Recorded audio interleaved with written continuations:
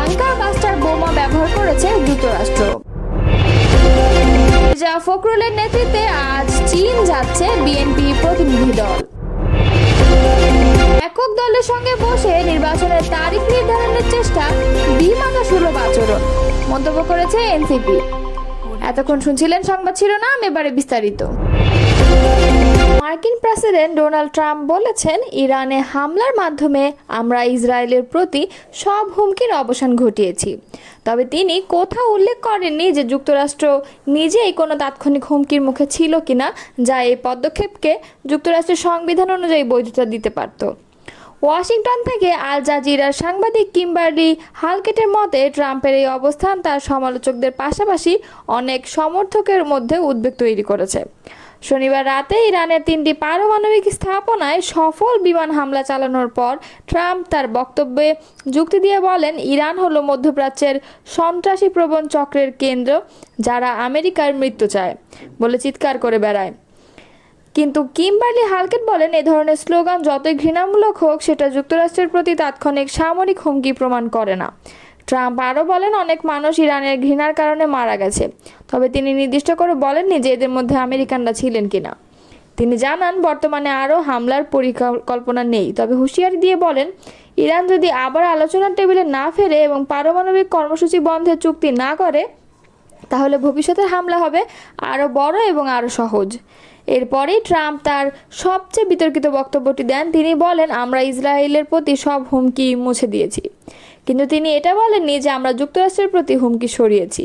আর এটিই মূলত অনেক আমেরিকান নাগরিকের জন্য উদ্বেগের বিষয়, কারণ তাদের মতে এই পদক্ষেপ ইসরায়েলের নিরাপত্তা নিশ্চিত করলেও যুক্তরাষ্ট্রকে মধ্যপ্রাচ্যের আরও একটি দীর্ঘস্থায়ী সংঘর্ষ টেনে নিয়ে যেতে পারে, যেখানে মার্কিন সেনা এবং অর্থনৈতিক সম্পদ ঝুঁকির মুখে পড়বে। ইরানের 3টি পরমাণু কেন্দ্র লক্ষ্য করে হামলা চালিয়েছে যুক্তরাষ্ট্র।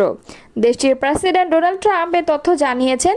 এর মধ্যে ইরানের অত্যন্ত সুরক্ষিত ফোর্দো পারমাণবিক কেন্দ্রে 6টি বাংকার বাস্টার বোমা ব্যবহার করেছে যুক্তরাষ্ট্র। সংবাদ মাধ্যম ফক্স নিউজের এক উপস্থাপকের বরাত দিয়ে রোববার এই তথ্য জানিয়েছে সংবাদ মাধ্যম টাইমস অব ইসরায়েল। ফক্স নিউজের জনপ্রিয় উপস্থাপক শন হ্যানিটি জানিয়েছেন, তিনি সদ্যই যুক্তরাষ্ট্রের প্রেসিডেন্ট ডোনাল্ড ট্রাম্পের সঙ্গে ফোনে কথা বলেছেন। ট্রাম্প তাকে জানিয়েছে, ইরানের পাহাড়ের নিচে থাকা গোপন ফোর্দো পারমাণবিক স্থাপনায় যুক্তরাষ্ট্র 6টি বাংকার বাস্টার বোমা ব্যবহার করেছে। এর আগে ধারণা করা হচ্ছিল, এই দৃঢ় সুরক্ষিত স্থাপনাটি ধ্বংস করতে হয়তো 2টি বাংকার বাস্টার বোমা যথেষ্ট হবে, কিন্তু ট্রাম্পের ভাষ্য অনুযায়ী বাস্তবে প্রয়োজন হয়েছে 6টি। হ্যানিটি আরও বলেন, যুক্তরাষ্ট্রের সাবমেরিন থেকে 30টি টোমাহক ক্ষেপণাস্ত্র ছোড়া হয়েছে। নাতাঞ্জ ও ইস্পাহান অঞ্চলের পারমাণবিক স্থাপনাগুলোকে লক্ষ্য করে ওই ক্ষেপণাস্ত্রগুলো ছোড়া হয়। সাবমেরিনগুলোর অবস্থান ছিল প্রায় 400 মাইল দূরে। এর আগে ইসরায়েল দাবি করেছিল, গত 13 জুন ইরানে চালানো তাদের প্রথম হামলায় নাতাঞ্জ পারমাণবিক স্থাপনাটি ব্যাপক ক্ষতিগ্রস্ত হয়েছে। প্রসঙ্গত, ফোর্দো ও নাতাঞ্জ এই দুটি পারমাণবিক কেন্দ্র ইরানের অন্যতম গুরুত্বপূর্ণ ইউরেনিয়াম সমৃদ্ধকরণ স্থাপনা। যুক্তরাষ্ট্র ও ইসরায়েল বহুদিন ধরে এই দুটি কেন্দ্রকে ইরানের পারমাণবিক কর্মসূচির মূল ভিত্তি হিসেবে দেখে আসছে। আর বাংকার বাস্টার বোমা হলো এমন এক ধরনের শক্তিশালী অস্ত্র, যা মাটির নিচে বা পাহাড়ের নিচে থাকা কংক্রিট সুরক্ষিত ঘাঁটিগুলো ধ্বংস করতে ব্যবহৃত হয়। ইরানের 3টি পরমাণু কেন্দ্র লক্ষ্য করে হামলা চালিয়েছে যুক্তরাষ্ট্র। রাতের আধারে দেশটির ফোর্দো, নাতাঞ্জ, ইস্পাহানের পারমাণবিক স্থাপনায় যুক্তরাষ্ট্র এসব হামলা চালায়। আর এই হামলা চালাতে যুক্তরাষ্ট্র ব্যবহার করে অত্যাধুনিক B-2 স্টিলথ বোমারু বিমান। এসব বিমানগুলো যুক্তরাষ্ট্রের মিসৌরি অঙ্গরাজ্যের ঘাঁটি থেকে উড্ডয়ন করে এবং একটানা প্রায় 37 ঘন্টা উড়ে ইরানের 3টি পারমাণবিক স্থাপনা হামলা চালায়। রোববার এই তথ্য জানিয়েছে সংবাদ মাধ্যম নিউ ইয়র্ক টাইমস। মার্কিন এই প্রেসিডেন্ট সংবাদ মাধ্যমটিকে বলেছেন, নাম প্রকাশ না করার শর্তে একজন মার্কিন কর্মকর্তা জানিয়েছেন, রোববার ভোরে ইরানের পারমাণবিক স্থাপনায় আঘাত হানা B-2 বিমানগুলো মিসৌরিতে তাদের ঘাঁটি থেকে উড্ডয়নের পর প্রায় 37 ঘন্টা ধরে অবিরাম উড়েছিল এবং আকাশে থাকা অবস্থায় বেশ কয়েকবার জ্বালানি নেয়। তথ্যের সংবেদনশীলতার কারণে নাম প্রকাশ না করার শর্তে তিনি এসব তথ্য জানিয়েছেন বলেও জানিয়েছে নিউ ইয়র্ক টাইমস। এর আগে ইরানের 3টি পরমাণু কেন্দ্র লক্ষ্য করে হামলা চালায় যুক্তরাষ্ট্র। দেশটির প্রেসিডেন্ট ডোনাল্ড ট্রাম্প এ তথ্য জানিয়েছেন। এর মধ্যে ইরানের অত্যন্ত সুরক্ষিত ফোর্দো পারমাণবিক কেন্দ্রে 6টি বাংকার বাস্টার বোমা ব্যবহার করে যুক্তরাষ্ট্র।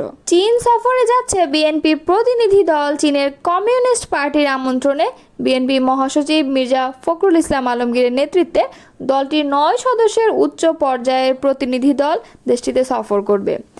আজ রাতে প্রতিনিধি দল চীনের উদ্দেশ্যে ঢাকা ত্যাগ করবে বলে জানিয়েছে বিএনপি মিডিয়া সেলের সদস্য সাইরুল কবির খান।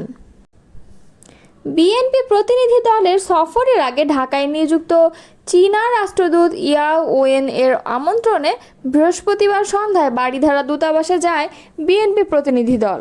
বিএনপি মহাসচিব মির্জা ফখরুল ইসলাম আলমগীরের নেতৃত্বে প্রতিনিধি দলে আছেন দলের স্থায়ী কমিটির সদস্য মির্জা আব্বাস, গয়েশ্বর চন্দ্র রায়, সেলিমা রহমান এবং অধ্যাপক মওদুদ হোসেন আলমগীর পাভেল ও বিএনপির চেয়ারপারসনের একান্ত সচিব এবিএম আব্দুস সাত্তার। বাংলাদেশের সঙ্গে চীনা সরকারের কমিউনিস্ট পার্টির মধ্যে সম্পর্ক উন্নয়নে জোর দিতে এ সফর। এর আগে গত মাসের শেষ দিকে চীনের কমিউনিস্ট পার্টির আমন্ত্রণে বেইজিংয়ে একটি আন্তর্জাতিক সম্মেলনে অংশ নেয় বিএনপির একটি প্রতিনিধি দল। সফরকালে প্রতিনিধি দল চীনা সহ দক্ষিণ পূর্ব এশিয়া, উত্তর পূর্ব এশিয়া এবং দক্ষিণ মধ্য এশিয়ার বিভিন্ন দেশের রাজনৈতিক দলের প্রতিনিধিদের সঙ্গে সংলাপে অংশ নেন। রোববার সকালে বিএনপি জাতীয় নির্বাহী কমিটির সদস্য মোহাম্মদ সালাউদ্দিন খানের নেতৃত্বে 3 সদস্যের প্রতিনিধি দল অভিযোগটি দায়ের করেন। এতে ক্ষমতাচ্যুত প্রধানমন্ত্রী শেখ হাসিনাকে প্রধান আসামি করা হয়েছে। এছাড়াও সাবেক 3 প্রধান নির্বাচন কমিশনার, অন্যান্য কমিশনার ও সচিব সহ 19 জন এবং অজ্ঞাতনামাদের বিরুদ্ধে ব্যবস্থা নিতে নির্বাচন কমিশনে অভিযোগ দিয়েছে বিএনপি। তবে তালিকাটি চূড়ান্ত নয়, তদন্তের মাধ্যমে অভিযুক্তদের নাম অন্তর্ভুক্ত করা হবে বলে জানান মোহাম্মদ সালাউদ্দিন খান। তিনি আরও জানান, যারা নির্বাচন পরিচালনা করেছেন সেসব জেলা ও উপজেলা পর্যায়ের কর্মকর্তাদের অন্তর্ভুক্ত করা হবে। এর আগে নির্বাচন সংস্কার কমিশনের সুপারিশে নির্বাচনী জালিয়াতিতে জড়িত ব্যক্তিদের বিরুদ্ধে ব্যবস্থা নেওয়ার প্রস্তাব করা হয়েছিল। জাতীয় নাগরিক পার্টির যুগ্ম আহ্বায়ক আরিফুল ইসলাম বলেছেন, একক দল বা ব্যক্তির সঙ্গে বসে নির্বাচনের তারিখ সুনির্দিষ্ট করার চেষ্টা করা অন্য রাজনৈতিক দলগুলোর প্রতি বিমাতা সুলভ আচরণ। তিনি বলেছেন, জাতীয় ঐক্যমত্য কমিশন অভিভাবকের জায়গায় দায়িত্ব পালন করে সবার আকাঙ্ক্ষা পূরণে কাজ করবে বলে প্রত্যাশা তাদের। শনিবার রাজধানীর সেগুনবাগিচায় ঢাকা রিপোর্টার্স ইউনিটির শফিকুল কবির মিলনায়তনে বিপ্লবী ওয়ার্কার্স পার্টির 21তম প্রতিষ্ঠাবার্ষিকী উপলক্ষে আয়োজিত পুনর্মিলনী অনুষ্ঠানে এই কথাগুলো বলেন আরিফুল ইসলাম। এনসিপি যুগ্ম আহ্বায়ক বলেন, রাষ্ট্রের বর্তমান সংকট কোনো একক রাজনৈতিক দল দিয়ে সমাধান সম্ভব নয়। এই সংকট কেবল ক্ষমতা হস্তান্তরের নয়, বরং একটি দীর্ঘদিন ধরে চলা রাজনৈতিক ও প্রশাসনিক সংস্কৃতির ব্যর্থতার ফল। জাতীয় ঐক্যমত্যের ভিত্তিতে একটি অন্তর্বর্তী জাতীয় সরকার গঠন করে গণপরিষদ নির্বাচনের প্রস্তুতি নেওয়ার আহ্বান জানান আরিফুল ইসলাম। তিনি বলেন, একই সঙ্গে প্রয়োজন গণভোট, যাতে জনগণ সরাসরি মতামত প্রতিফলিত হয়।